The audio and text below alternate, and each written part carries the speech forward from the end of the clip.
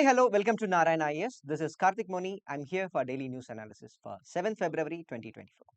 For today's session, I have picked up 5 important articles from Hindu as well as Indian Express. The first article is taken from the Indian Express, page number 10. It titled, Law is Not Enough.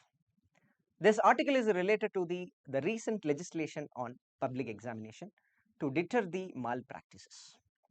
So here we have to know about the provisions and also we have to know about whether this provision is adequate enough to contain such malpractices.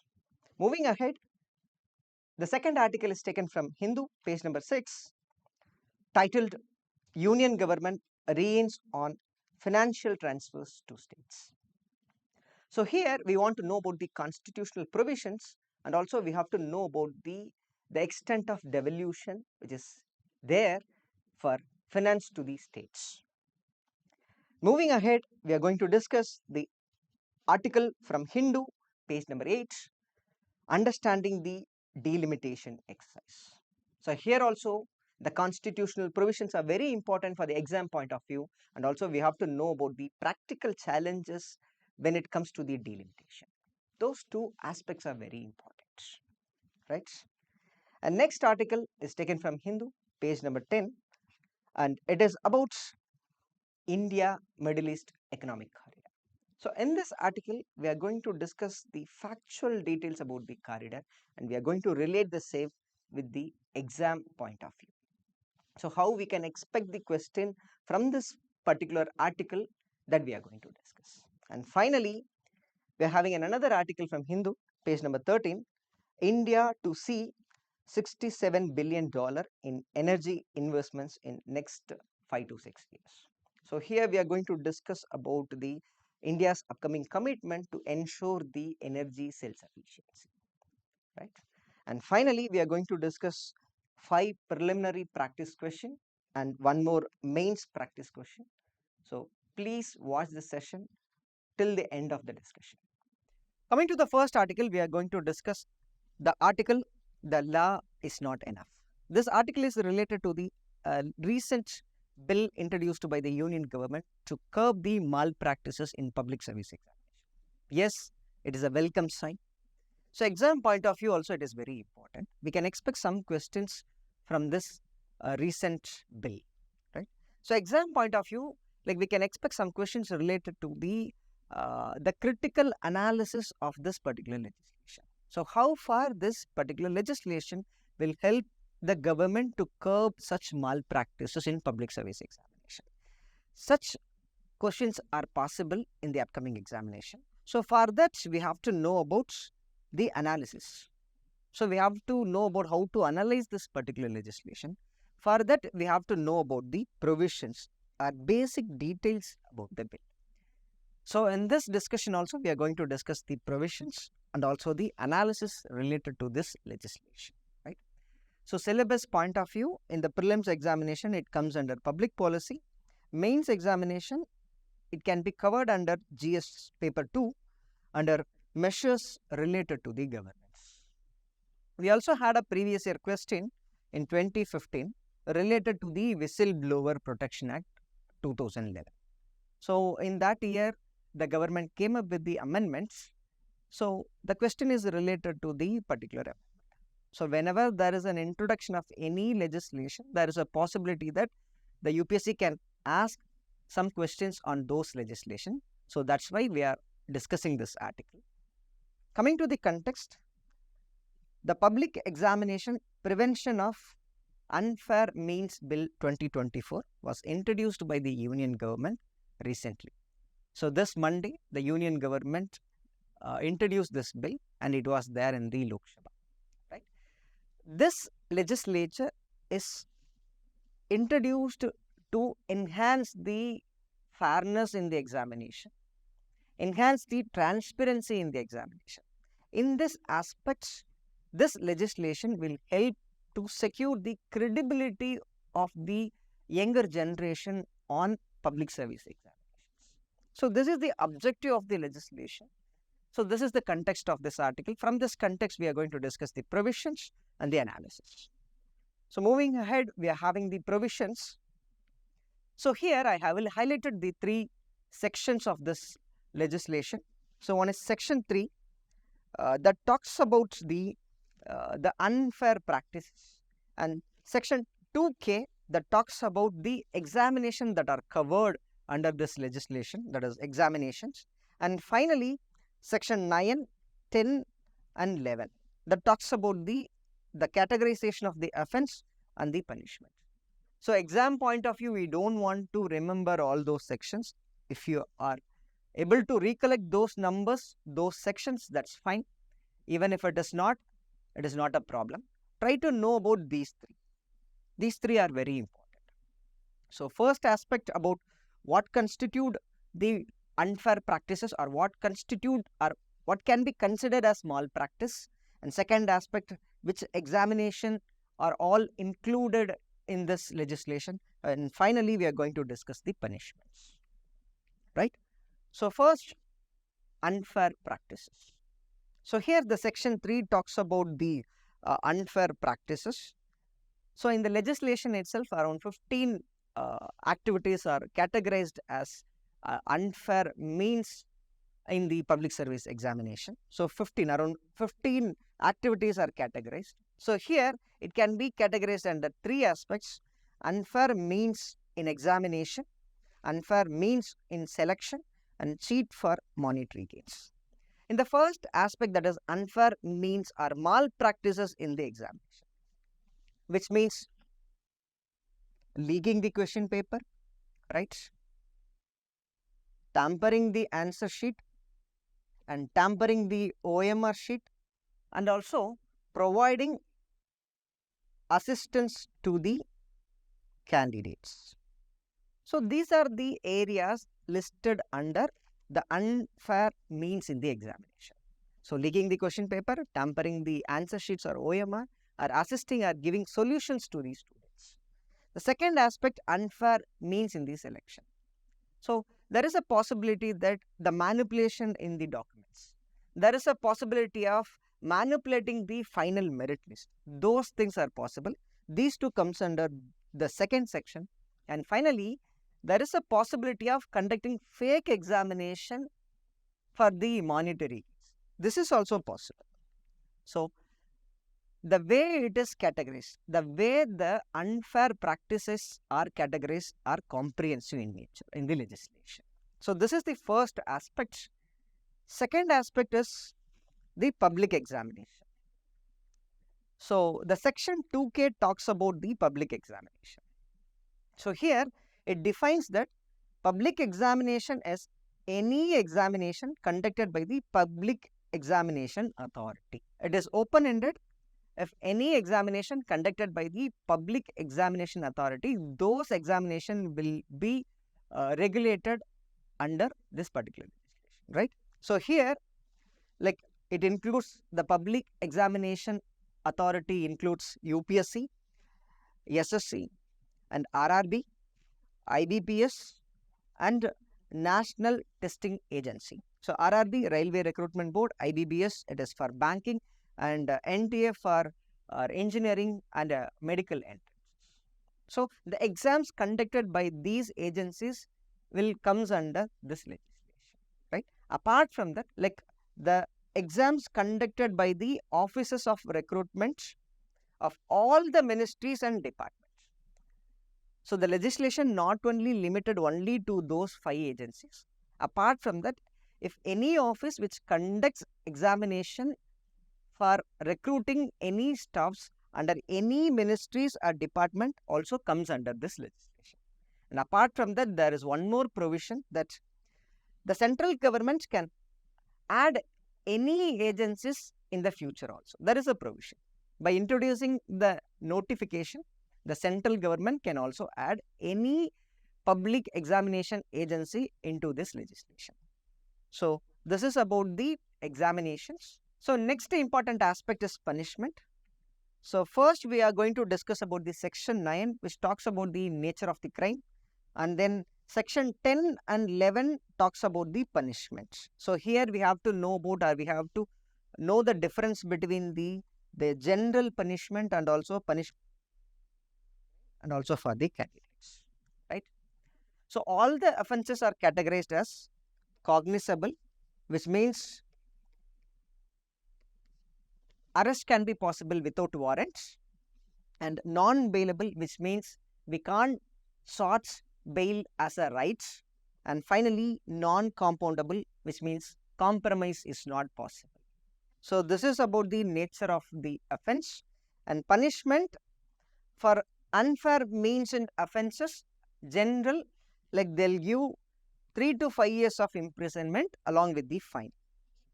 And for the organized crime, they'll go for 5 to 10 years of imprisonment along with the 1 crore fine, right? So which means if someone is indulging in the organized crime, like colliding together to leak the question paper for the monetary gains, then the punishment is very high, right? And finally, when it comes to the punishment to the candidate, the candidates are not liable for action within the purview of the bill.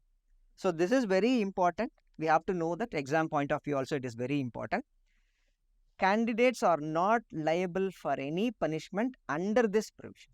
So what they'll do is they'll undergo the punishment in the existing administrative provisions, right? So this is regarding the punishment. And now we have to know about the reason why the government brought this anti-cheating. So we have to know about the reason. We have to know about the significance, right? So the cheating, the malpractices in the public service examination will affect the larger sections of the youth population. Yes. So as of now, like even today, the opinion about the government job is very high. The youths are seeing that the getting government job will change or will be seen as a tool for the upward mobility in terms of class, right? And also after economic crisis between 2008 to 13, this demand for government job got increased, right? But consequently, the number of government jobs is comparatively low. There is a mismatch, right? And also more number of youth population is looking for this government jobs. So which means any malpractices will affect the largest section of the population, right? And second aspect, increased number of cases of question paper leaks. In the last 5 years, there are around 41 instances of such leakage of question paper in Rajasthan, Telangana, Madhya Pradesh and many other states. So this demand supply mismatch was used by the mafias, job mafias, and they are looking for this as an opportunity to cheat for the monetary gains, right? And apart from that, as of now, we don't have any specific legislation. We don't have any comprehensive legislation to tackle or to curb such malpractices in the public service examination. And also, the impact is very high. As I already mentioned, more youth population is looking for the government jobs. Like we came to know that from the private report, from an independent report, around 1.4 crore individuals are getting impacted because of such malpractices. So the number itself very huge, right? That we have to know. Because if there is any malpractice in the examination, then the government will go for cancelling the examination and they'll reconduct the examination. In this aspect, the life of the aspirant will get affected, right? And finally, to ensure the trust is also it is very important. So by bringing legislation, it ensures the fairness in the selection process. It ensures the transparency in the selection process. In this aspect, the government is trying to bring credibility on examination among the youth population, right?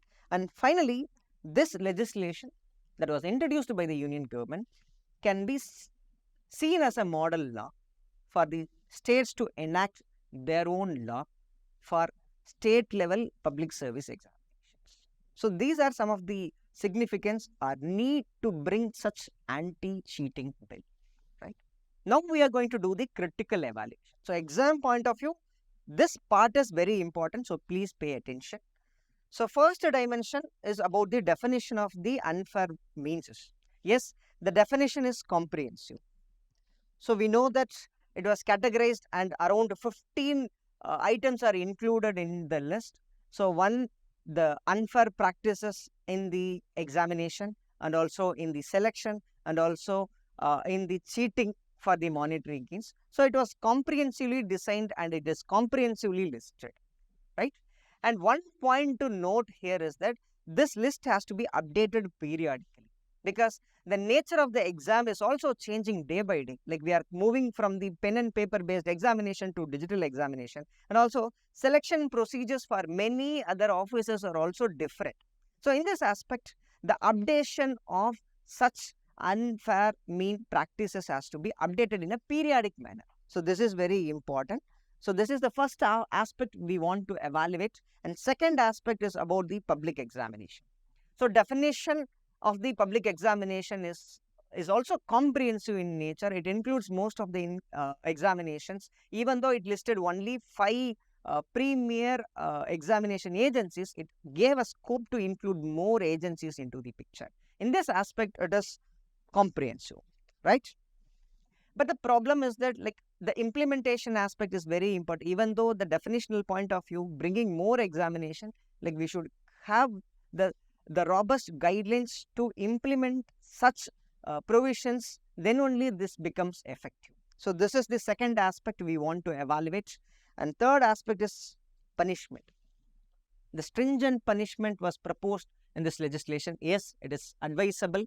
So around 3 to 5 years for general malpractices and around 5 to 10 years for the organized crime.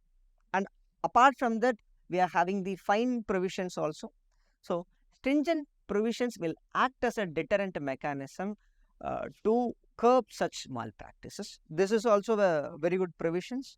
So this is the third aspect we want to evaluate. And fourth aspect is excluding the candidates from liability. So in the legislation, the candidates are excluded from this legislation. They are not liable to get punished under this legislation. Instead, they have to undergo the existing provisions, administrative provisions in the public agencies itself, exam conducting agencies itself. Which means the legislation want to differentiate the, they wanted to protect the genuine candidates from the persons who are involving in such cheating practices intentionally. But the problem is that the differentiation, like we need a effective mechanism to differentiate both these sections. This is very important. And finally, the government's justification. Yes, here the demand for the job is very high and also the occurrences of malpractices is also very high. Yes, it is justified. The evaluation point of view, this legislation is very important. And as of now, like we are getting more instances of such malpractices in the states. For example, in Rajasthan, in Telangana, and also even Madhya Pradesh, there are many occasions. So in this aspect, this will act as a deterrent mechanism. And finally, larger implications. More youth population is looking for the government opportunities, and in order to secure the trust, in order to ensure the credibility of such examinations, this legislation is very important. So this is about the critical evaluation about this legislation. So as a concluding element, I have to tell that even though the legislation is comprehensive, even though the punishment is adequate enough, the implementation is very important. So effective implementation, only when this legislation is implemented in an effective manner, then we can able to get the benefits. Apart from that, we have to break the demand and supply, the gap. So demand for the government job is more and supply is comparatively low. So that it is creating the avenues for malpractices. So we have to create more jobs in the private sectors. So the income level in the private sector has to be increased. And also job security has to be there in the private sector. Then only we can address this problem in a holistic manner. So next we have an article related to the fiscal federalism. It titled Union Government's Rein on Fiscal Transfers to State. So exam point of view, it is very important. We have to think from the perspective of fiscal federalism, center-state relationship, and finance commission. And also, whenever there is a word federalism, either fiscal federalism or cooperative federalism or competitive federalism, we have to pay attention, and also we can expect some question in the mains examination. That is possible.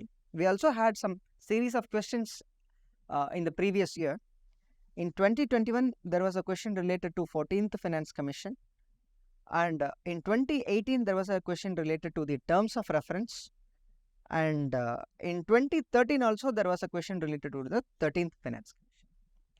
So whenever the Finance Commission is recommending something, then we have to know the provisions in detail. There is a possibility of such questions in the upcoming examination as well, both prelims as well as mains. So that's why we are discussing this article. Coming to the context, there has been an increasing concern that there is a deviation in the tax devolution trends. So there is a decreasing financial transfers from center to state. So it is proposed that around 42% of the center's tax revenue has to be devolved to the states. That was the recommendation given by the Finance Commission. But when we comes to the actual number, the numbers are comparatively low. So this is the context. From this context, we have to know the what is meant by fiscal federalism. So conceptual understanding is very important that we have to know. And also we have to know about the factual details about the Finance Commission. And also we have to know about the recent trends, what are the numbers. And also we have to know about the issues of having such deviations from the fiscal transfers. And then we have to suggest the measures how we are going to overcome this problem. So solutions are very important. So we have to know the challenges and also we have to know about the solutions. So exam point of view, UPSC tend to ask questions on those areas. So those areas we have to pay attention. So first, fiscal federalism. So fiscal federalism is nothing but a physical relationship between the units of government in a federal system, which means how the financial powers and responsibilities are shared between the different levels of government. For example, in India, what are the powers and responsibilities for the center, and also what are the powers and responsibilities for the state. So this is what we call it as fiscal federalism. In India, India's fiscal transfer, previously it was allocated and it was worked under two institutions. One is Planning Commission, another one is Finance Commission. So now we scrap the Planning Commission. We don't have the institution. Now the fiscal transfers from center to state was recommended or made based on the recommendation of Finance Commission. This is the basic idea about the fiscal federalism. Now we have to know about the factual details related to the Finance Commission. So with respect to Finance Commission, two articles are important. One is Article 280. Yes, it is important for the prelims examination, and also Article 281 is also equally important. So Finance Commission is a constitutional body established under Article 280. Article 280 mandate to create an institution for the recommendation of fiscal transfer between the center and state. So it is constituted by President every 5 years, and when it comes to the functions, they'll work on two aspects. One is vertical devolution, another one is horizontal devolution. So vertical devolution is nothing but how the fund is going to get transferred between the center and state. Between the center and state. This is what we call it as vertical devolution. How much amount or how much percentage has to be devolved to the states, whether it is 40% or 42%. This is the first dimension, vertical devolution. Second one is horizontal devolution between the states. So what is the formula to allocate the fund between the state is what we call it as horizontal devolution. So Finance Commission recommend the extent of vertical devolution, and also it will give the formula to divide the fund between the states. And apart from that, it will also outline, or it will also give the principles on which the grant in aid to be given to the state government. And when it comes to the Article 281, Presidents must present the Finance Commission recommendation and an explanatory note to both the houses of the Parliament. Exam point of view, it is very important.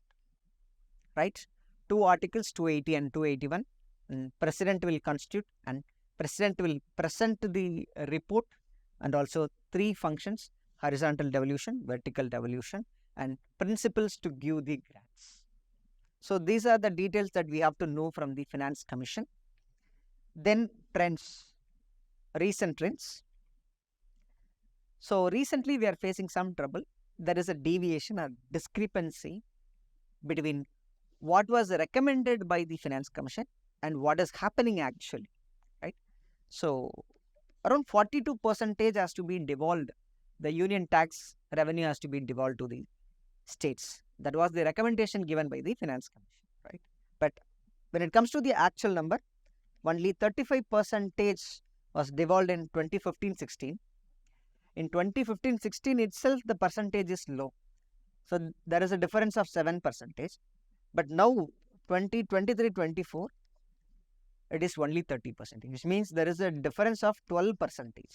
Even the difference is increasing. The transfer percentage is decreasing over a period of time.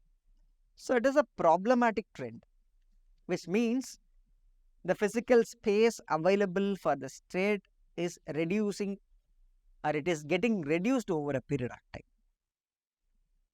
So now the grant in aid. So grant in aid, the absolute value of grant in aid is also reduced. Look at the number. So it was 1.95 lakh crore in 2015 and 16, but now it is reduced to 1.65 lakh crore in 2023-24. So it is getting reduced, which means the state's physical space to spend for the welfare schemes or to spend for the infrastructure development is getting constrained. So in this aspect, if the physical space is getting constrained for any state, which means it will create regional disparity. Regional inequality will get created. So this is the problem which will crop because of increased centralization or a reduction in the physical space of state, that we have to understand. So now impact on the state's autonomy and equity. So nowadays, the allotment of funds for the central sector schemes and centrally sponsored schemes have increased significantly, which means the states are bound to align with the aspirations of the center. So the discretion of the state is getting affected. State's autonomy is getting affected, right? Fiscal centralization and discretionary spending. So the discretionary spending of the funds which are collected through cess and surcharge, here it is giving the leeway for the union government to spend for specific states. In this aspect, the principle of equity in spending will get affected. The spirit of cooperative federalism is getting affected because regional inequality will crop. Regional disparity will be there, right?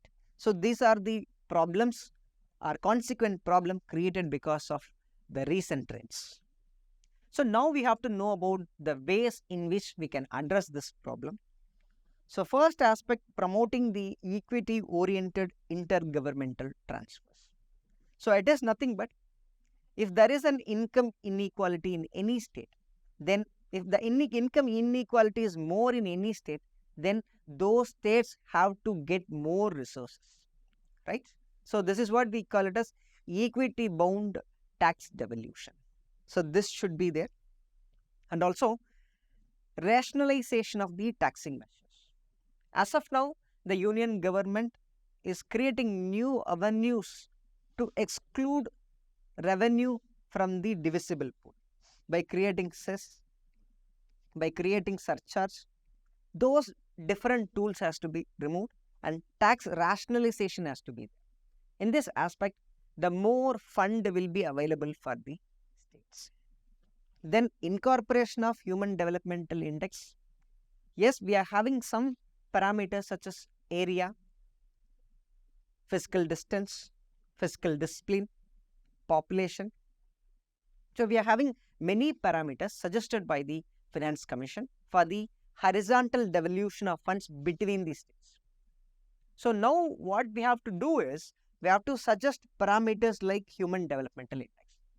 So in this aspect, we can direct these states to work on the important social infrastructure such as health, education, standard of living. So positive impact will be there. So this has to be done. Third aspect, revisiting the Article 246. So division between the center and state has to be revisited. So it has to follow the current socio-economic realities and aspirations, right? More subjects has to be devolved to the state. In this aspect, state can able to sustain its autonomy by releasing more money. That is possible.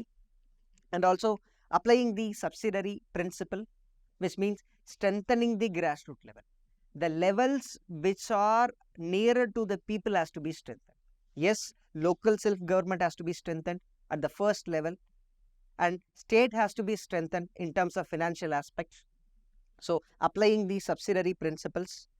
And finally, we have to review the off-budget borrowing practices, and also we have to enhance the transparency and accountability in the extra budgetary financing, because these are the ways the government, both the center and the states, are trying to circumvent from the fiscal responsibilities. Those has to be regulated, and the details has to be transparent, and also it has to be accountable in front of the legislature. So these are some of the provisions that we have to include to enhance the fiscal federalism.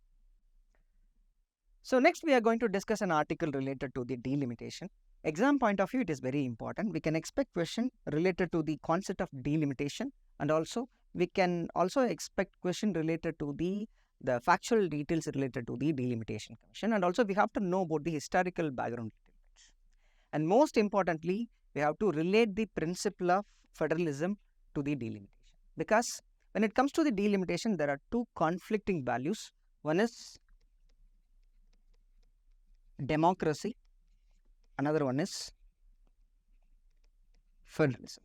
So here there comes a question whether to compromise the democratic principle for the federalistic aspiration, or we have to compromise the federalistic aspiration for ensuring the democratic principle. This question will come into picture. And apart from that, we have to know the practical difficulties of implementing the delimitation, and finally we should have some solid solution or alternatives to overcome such problems. The exam point of view, these two things are very important. We can expect some direct questions in these two areas, right? Within the syllabus, it covers under GS paper 2 salient features of representation of people acts and powers, function and responsibilities of various constitutional bodies. We also had a previous year question in 2012 related to the delimitation commission. The question is direct.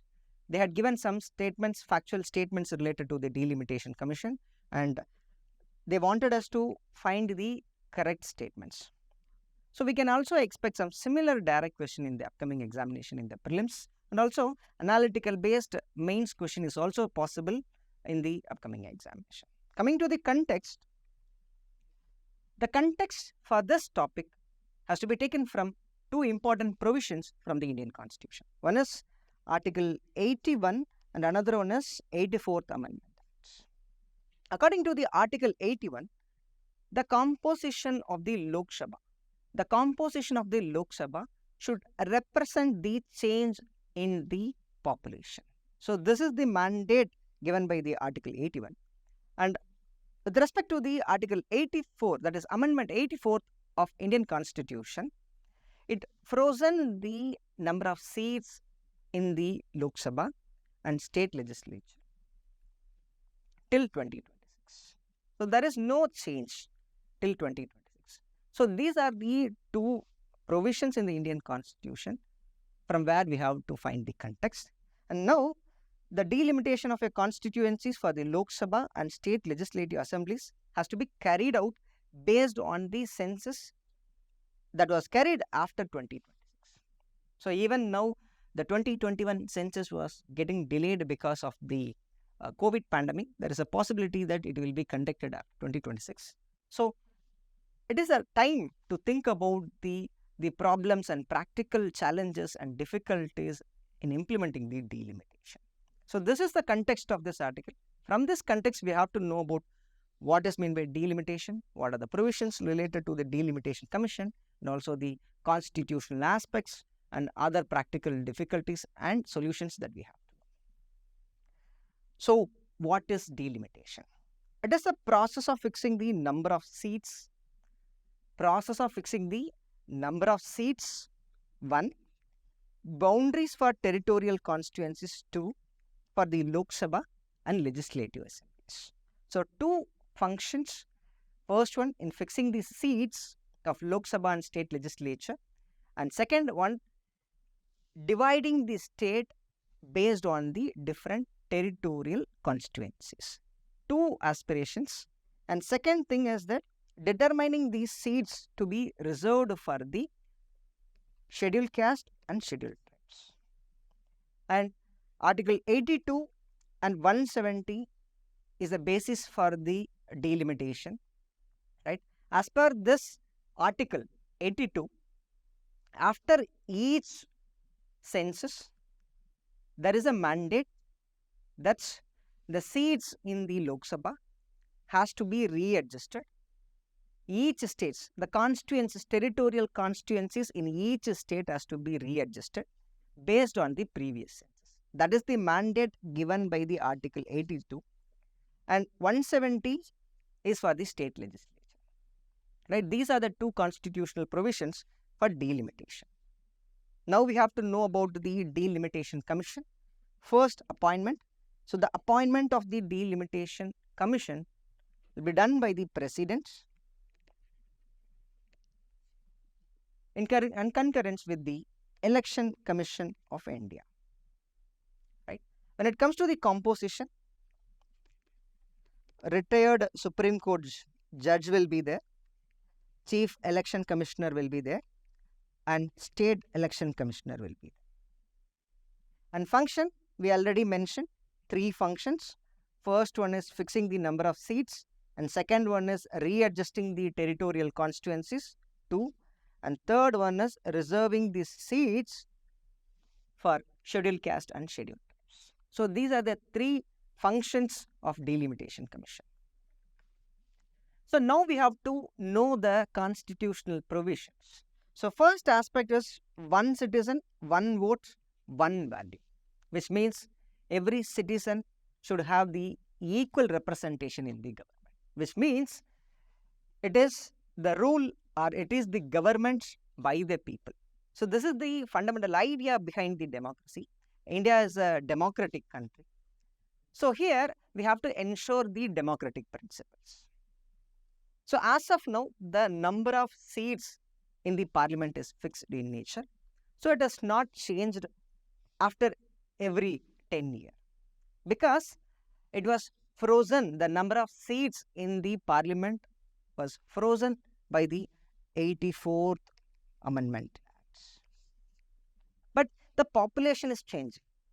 The population changing day by day, right? Which means the mandate of Article 81 is not followed. It is nothing but the composition of the Lok Sabha has to reflect the changes in the population.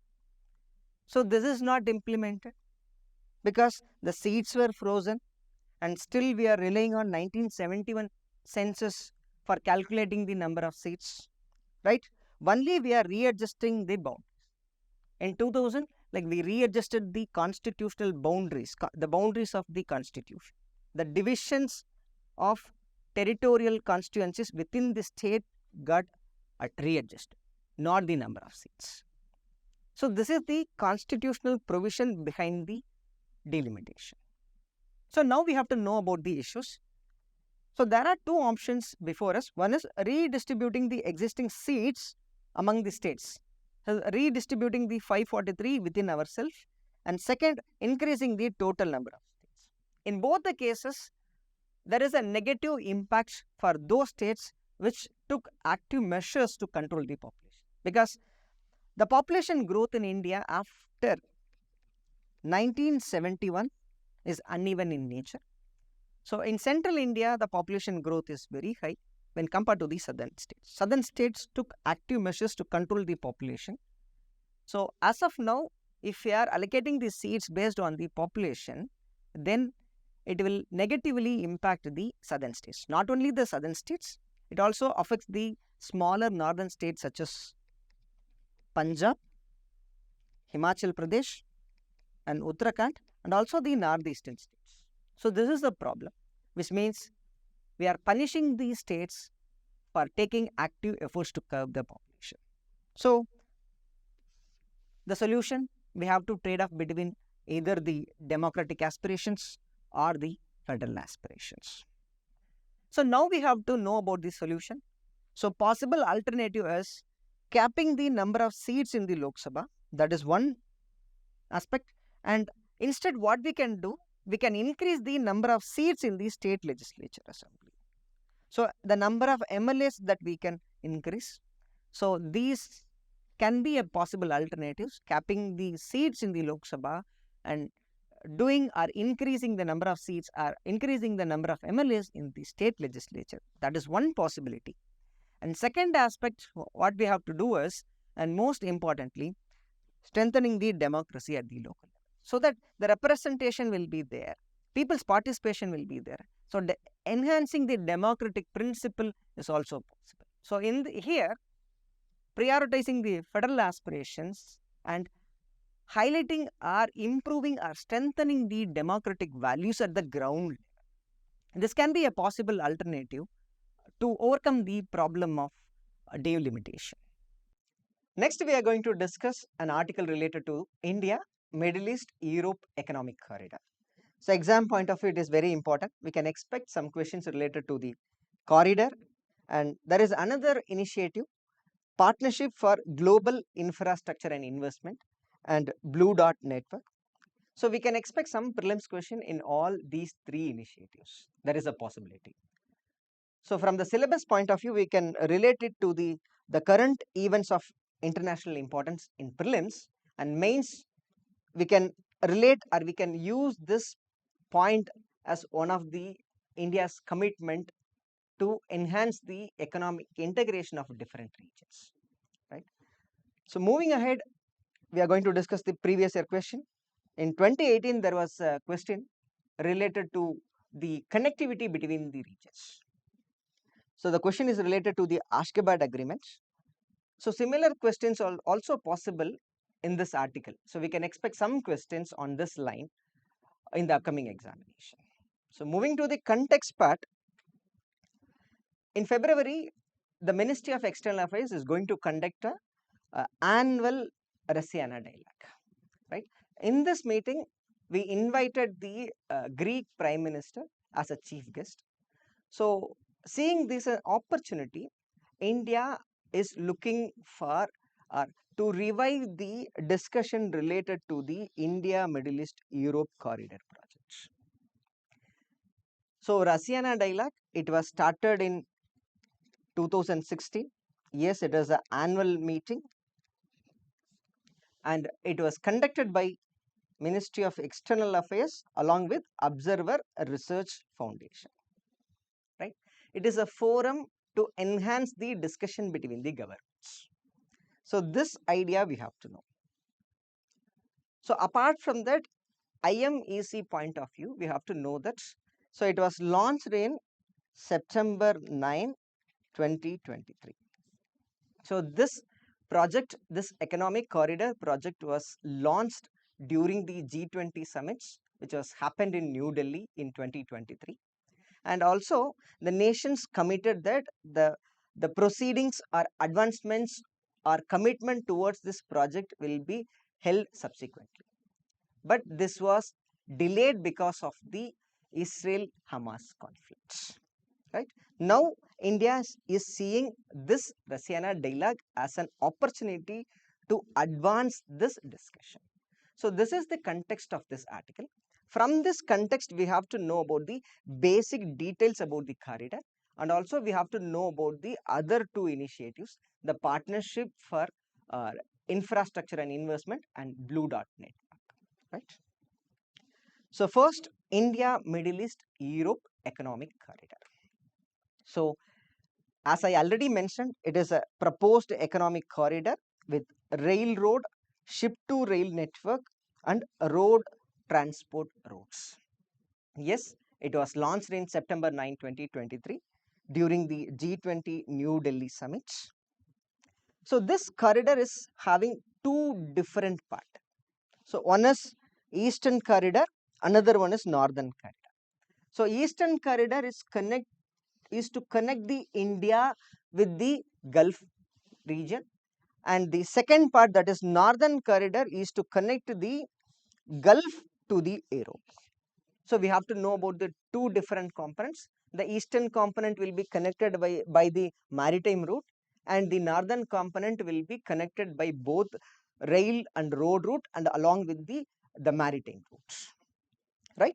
Two different parts. So apart from the transportation connectivity, we also have different aspects. One is having the electricity cable connectivity and hydrogen pipeline connectivity and high speed data cables.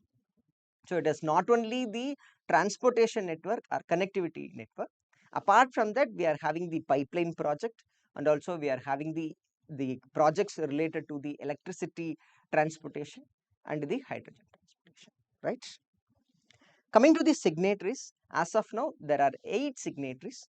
So 8 signatories, 3 of them from the Asia, India, Saudi Arabia and UAE. So in Asia, we are having 3 signatories, and apart from that, we are having United States as a 4th signatory. And in Europe, we are having European Union, France, Germany and Italy. So totally we are having 8 signatories. So 3 from Asia, 1 from America and 4 from Europe. So now we have to know about the locations. So the corridor starts from Mumbai and it ends in Greece. Right here, there are some important ports. One is Jebel Ali port in United Arab Emirates, and we are having the Al Haditha port in Saudi Arabia, and we are having Haifa port in Israel, and finally Paris ports in Greece.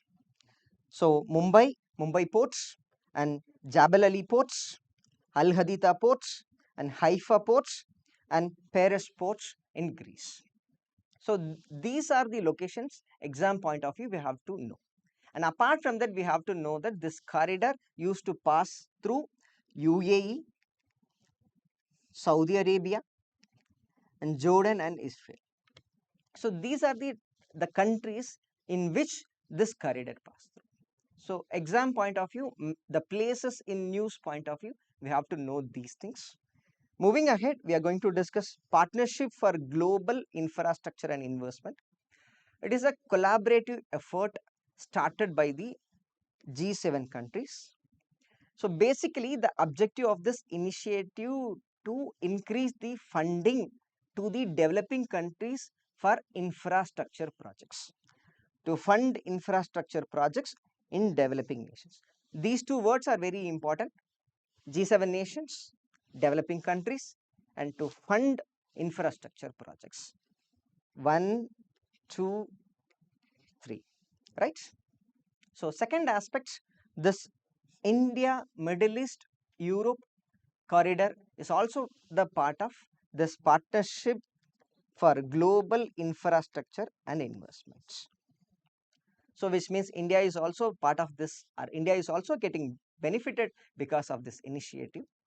And to some occasion, it is considered as a policy to counter China's BRI initiative. So when it comes to the BRI and this Partnership for Global Infrastructure and Investment Initiative, the initial one, that is BRI, was started by the China. It is proposed by the China, that is one nation, whereas this Partnership for Global Infrastructure and Investment is a collective commitment, right? Apart from that, we have to know about what is meant by Blue Dot Network.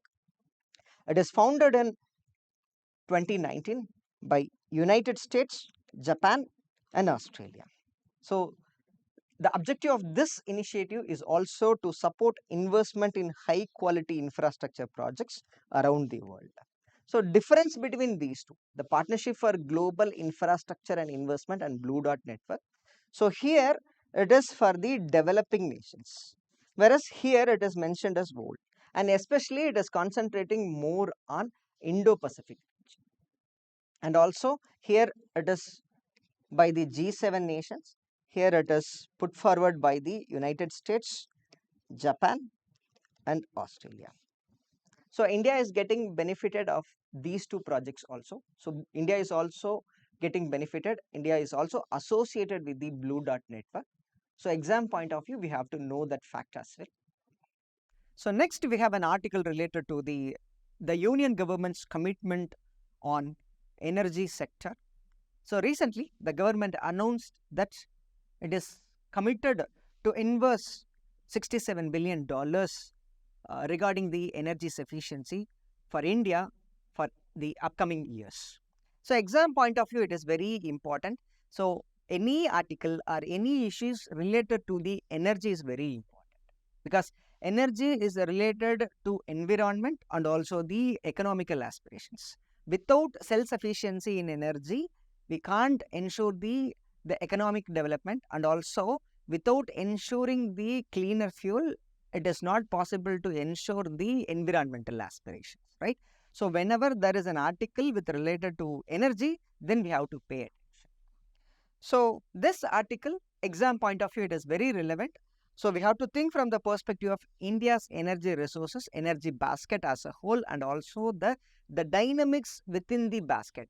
So in the future, how it is going to change, what is the aspiration in the near term, that like how we are going to change from the existing conventional fuels to the renewable. So this transition also very important. The dynamics also very important.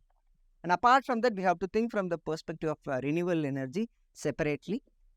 So syllabus, it comes under mains GS paper 3, energy, economic growth, environmental pollution and degradation, right? Previously, there are few questions in this topic. So in 2013, there was a question related to the shale oil, and 2022, recently, there was another question related to the India's aspiration to have to meet the renewable energy target of 50% by 2030. So energy related questions are very important. We can expect similar questions in the upcoming examination. That's why we are discussing this article. Coming to the context, recently, Prime Minister Narendra Modi announced $67 billion of investments planned for the natural gas supply over next 5 to 6 years, aim to meet the India's increasing energy demands, right? So the broader objective is to elevate the role of natural gas. As of now, like it constitutes around 7.13%, less than 10%, and now we want to double the natural gas utilization by 2030. So by 2030, the share of natural gas should be 15%. This is the aspiration. So the investment plan is also directed towards this aspiration. From this context, we have to know about the energy basket, and also we have to know about the role of natural gas in the energy self-sufficiency for India.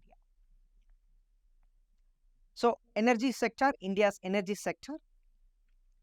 So according to the World Energy Outlook, by International Energy Agency.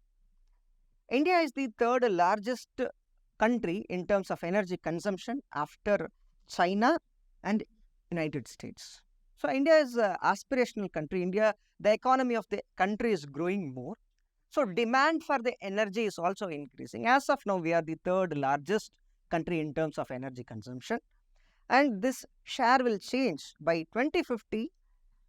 It is predicted that India's consumption, global share in the energy consumption will reach 9.8% by 2050. As of now, the share is 6.1%, right? And finally, and by 2050, India will be the largest consumer in terms of energy, surpassing the China and US. So these are some of the facts highlighted by the World Energy Outlook, presented by International Energy Agency. Third largest in terms of consumption, and the demand will also increase in near future. Coming to the energy baskets, as of now, the power generation capacity is happening more from the coal-based power plants are there. So power generation we are relying more on coal for the power generation. Apart from that, like hydropower plants, like we are generating 13% of energy, and then gas constitutes 7% of the energy, and finally renewable energy constitutes 21.4%. So it is regarding the power consumption, right? So which means as of now, India is relying more on coal, right? And also the share of gas, this percentage, that is 7.13%, is comparatively low when compared to the other, right? Yes, renewable energy is comparatively doing better, but it is also comparatively low, and we are relying more on fossil fuel, that is coal. So it is highly polluting in nature. So that is a problematic trend. So now we have to know about the role of natural gas for India's energy transition. So exam point of view, it is very important. We can expect some direct question like examine the role of natural gas for India's energy transition. Such question is possible in the upcoming examination. So please pay attention. So as I already mentioned, two aspiration, environmental aspiration and economical aspiration. So for these two aspirations, the role of natural gas is very important. The first and foremost aspect is reducing the greenhouse gas emission. As of now, the most of the greenhouse gas is emitted from the energy sector and from the industrial sector and also from the transportation sector. So these three sectors are relying more on fossil fuels. For example, energy sector, we are relying on coal. For transportation, we are relying on crude oil. Industry also, we are relying on crude oil plus coal. Which means, as of now, the industry, the transportation sector and also power generation relies more on existing polluting fossil fuels. So in order to reduce such emission, we have to move towards cleaner fuel. When compared to the crude oil, when compared to the coal, natural gas is less polluting in nature. So this is the first dimension that we have to highlight. Second dimension, pollution aspect. Yes, the vehicular emission because of the crude oil and also the emission from the power plants powered by the coal are polluting more when compared to the natural gases. So in order to reduce the air pollution is also very important. So transition from coal to gas, especially in terms of power generation, and to make the industrial processes cleaner. So industry is still relying on crude oil and most of the cases it is relying on coal. For example, if we take the example of iron and steel industry, it is relying more on coal.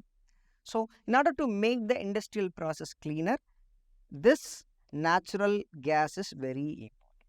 And finally, transportation fuel. Yes, vehicular emission is very important, and the emission, greenhouse gas emission from the vehicle is also very high. So in order to reduce this emission, we need transition. We need natural gas. So these aspects we have to highlight from the environmental point of view. For the economic point of view, diversification of the energy sources. So, diversification, when it comes to the energy, we will talk about, or we give more importance to the diversification, because diversification from the sources which we are accessing the resources and diversifying the energy basket is very important to ensure the self-sufficiency and sustained delivery or access to the energy. So, this is one aspect. And second aspect, as we are aspiring towards renewable energy, this natural gas can act as the flexible mechanism or act as a backup for the renewable energy sources to supply the energy during demands. Yes, the role of natural gas is very much important for India's transition, but there are some challenges. So, first aspect is the dependence or need for infrastructure. So, for the efficient delivery or in order to increase the efficient access to the natural gas, we need infrastructure as a precondition. For processing, for transportation, for delivery, we need comprehensive infrastructure. So, this is the first problem. And second problem, market volatility. So, as of now, we are importing the natural gas from the foreign countries. So, in this aspect, there is a problem that the price fluctuations in the international market will affect the India's natural gas supply. So, this is a second concern that we have to consider. Now, let's try some of the prelims practice questions. So, consider the following match: Jebel Ali ports and Haifa ports, Paris port and Chabahar port. So, Chabahar port is in Iran, yes, it is right. Paris port is in Greece, yes, it is right. And Haifa port is in Israel, that is also right. And Jebel Ali port, it is not in Saudi Arabia, it is in UAE. So, first pair is wrong, all other three are right. So, we are going with the option C, only 3 options are correctly matched. So, answer C is right. Coming to the second question, consider the following statements. India-Middle East Economic Corridor is a part of Partnership for Global Infrastructure and Investment. Yes, it is right. Which is a collaborative effort of, it is not G20, it is the effort of G7. So, first statement is wrong. Even though first part of the first statement is correct, so there is a twist at the end. So, this we have to pay more attention. So, first statement is wrong. Second statement, Blue Dots Network is an initiative of European Union. No, it is not the initiative of European Union. It is a joint initiative of US, Japan and Australia. So, second statement is also wrong. So, which of the above statements are correct? So, we are going with the option D, none of the above, because both the statements are incorrect. Yes, option D is right. Moving to the third question, with respect to the Public Examinations Prevention of Unfair Means Bill 2024, consider the following statements. The bill aimed to prevent unfair means in order to bring greater transparency, fairness and credibility to the examination in the higher education system. No, it is not for the higher education system. It is for the public service examination, for the recruitment.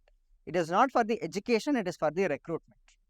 To curtail the malpractices in the examination during recruitment, not during the education. Right? So, first statement is wrong. Second statement, candidates who are resorting to unfairness can be imprisoned for 3 to 5 years with fine. No, this is also wrong, because in this legislation, the candidates are not liable for any punishment. They have to undergo the extant provisions, administrative provisions under the recruitment agency itself.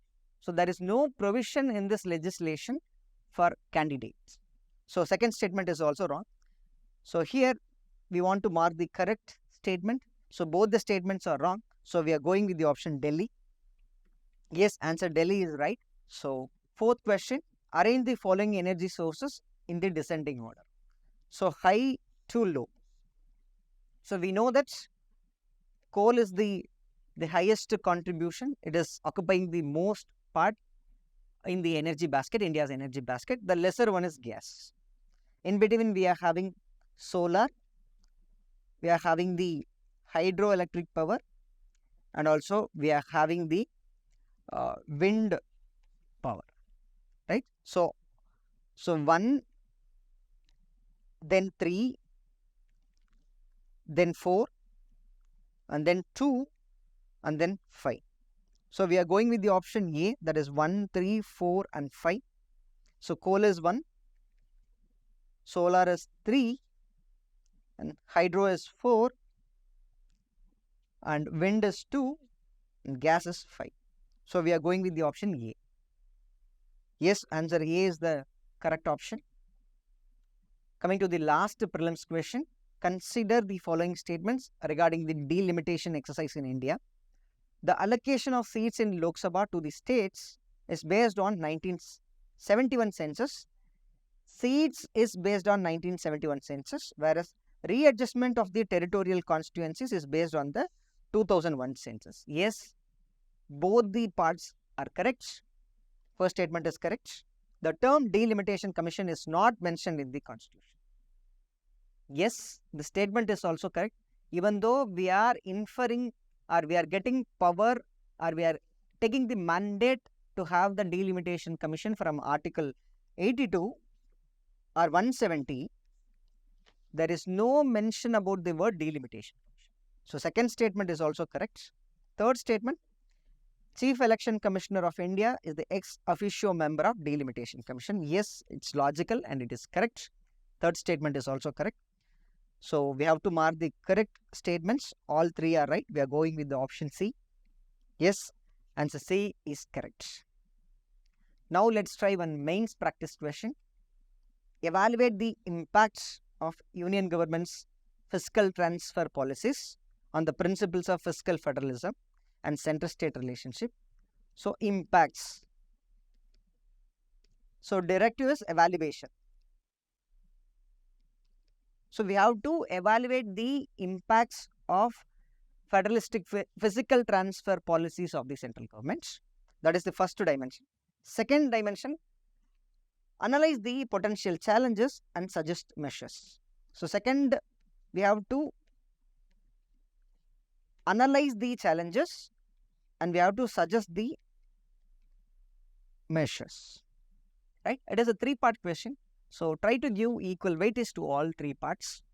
So moving to the answer, we can start with the introduction, highlight the recent trends, how the devolution or physical transfer between the central and state is happening. So mention the basic details about the transfers and also to what an extent it is aligned to the physical federalism. That also we can mention.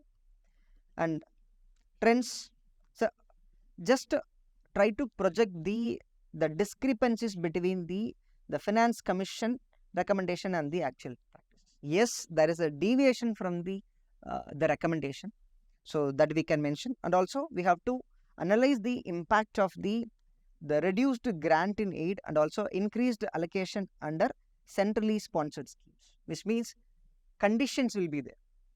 The states were bound to spend those amount only to those areas, which means the liberty to spend will get affected. And also this grant in aid component is also getting reduced. So this we have to mention. Then write the challenges which we are facing in terms of cooperative federalism. First mention about the centralization aspect. That is centralization by bringing new tools such as cess and surcharge collection.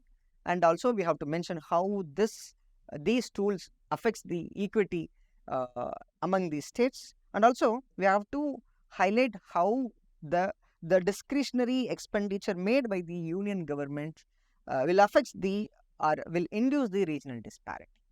This also we have to mention. So impacts, evaluation of the impacts, and also we have to bring analysis on challenges, and now we have to think about the measures. So first aspect, incorporation of equity in the tax devolution formula. So formula has to be fixed, and the formula should get the principle or should follow the principle of equity, and also we have to include new parameters in considering the horizontal devolution. As of now, we have few parameters: physical distance, population, area, forest. Those parameters are there. We have to include few other parameters like development. Then only the aspiration for the development will be there, right? And also, there should be a clear division of power between the union and states, and we want to revisit the Article 246. So that determined the creating possibility of taking provisions from the state list, and also we have to call for transparency and accountability in the extra budgetary transaction. These are some of the suggestions which we have to propose. So first aspects is tax formula itself, equity should be there, and new parameters for the horizontal distribution, and also transparency and accountability in extra budgeting transaction, and also revisiting the division of power. And in conclusion, we have to mention that balanced approach should be there. In this, financial transfers have to upload the spirit of cooperative federalism. So cooperative federalism, need for cooperative federalism we have to highlight, because then only the equitable development, we can expect the equitable development across all the regions in the country. So we can conclude in this aspect. So that's the end of the session. Thanks for watching. Do like, share and comment the video, and don't forget to subscribe our channel. Thank you.